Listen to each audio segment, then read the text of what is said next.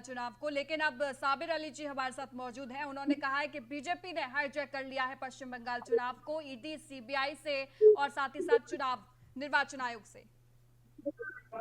भारती जी, अभी देखिए, अभी इन लोग के पेटों में अभी दर्द होना शुरू हुआ है, क्योंकि इन लोग को पता है कि 2016 में भाजपा 3 माननीय वहां पे हमारे विधायक थे, और उसके बाद जब 2021 का चुनाव हुआ तो हम आ गए 77 पर।